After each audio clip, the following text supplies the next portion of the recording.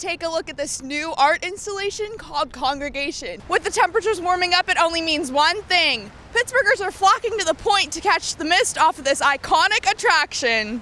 One thing running through most drivers' minds this time of year is unpatched potholes and how to avoid them. From Mexican and American to Cajun and Greek, Market Square has got it all.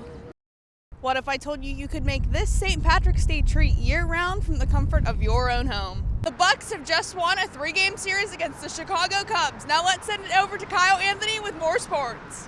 Spring is finally here in Pittsburgh, and the warm weather has many of us eager for the end of the school year. Pittsburgh is gearing up for a rocking summer as the concert calendar quickly fills up. Take a look at this new art installation called Congregation. It's an interactive video, and it's here in Market Square.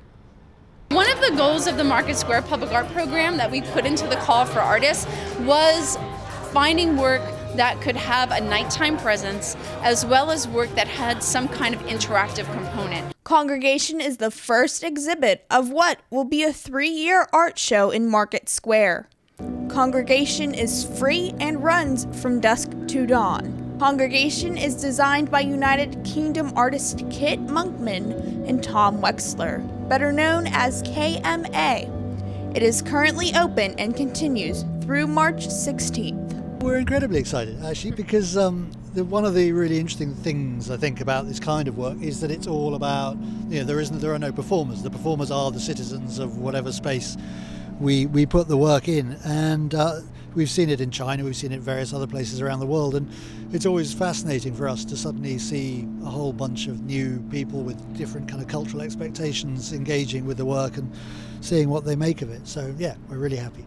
Reporting for Point News on YouView, I'm Tori Adams. September 11th, 2001 is a day that many will remember, as it influenced people to join their local fire departments, police departments, and ambulance stations, many of them becoming first responders. Ryan Belsky from Rice's Landing, Pennsylvania is one of those people. Well, I think that 9/11 influenced not only myself but a lot of our members to join. I was only 13 years old at the time, a far ways from being a volunteer fireman at the age of 18, but when I became 18, it was an easy decision to join the volunteer fire department. Ryan is president of Rice's Landing Volunteer Fire Department in Greene County. The iconic images that were seen on 9/11 really impacted a lot of us, and a lot of us still mourn the loss of those 343 firemen that day. 343 firefighters, 72 police officers, and 15 emergency medical technicians lost their lives in New York City during the tragic attacks on the World Trade Center buildings. Ryan says with statistics like those, the reasoning behind his decision is clear.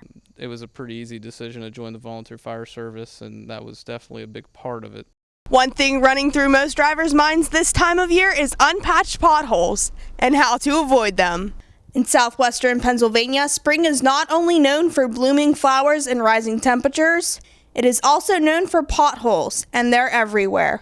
Many commuters are even facing travel issues getting to class or to their jobs on time while trying to dodge potholes. Well, potholes can develop due to many reasons, from sub-base failures to drainage issues to the fact that the road was not designed for the weight of the traffic that's traveling on it, as we are seeing that now in our region with the booming gas well industry. While the city already conducted the first of many pothole blitzes of the year, residents are encouraged to alert the city about potholes.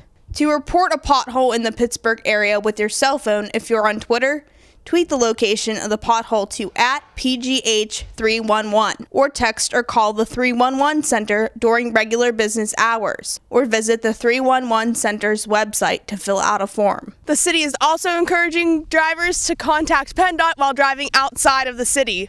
Reporting for Point News, I'm Tori Adams. With the Lenten season upon us, many community fire departments and churches are raising money for their organizations through fish fries. It's hard to miss them. Signs pointing the faithful and the hungry toward a fish fry. Many local fire departments and church organizations hold weekly fish fries in order to give those observing Lent somewhere to eat.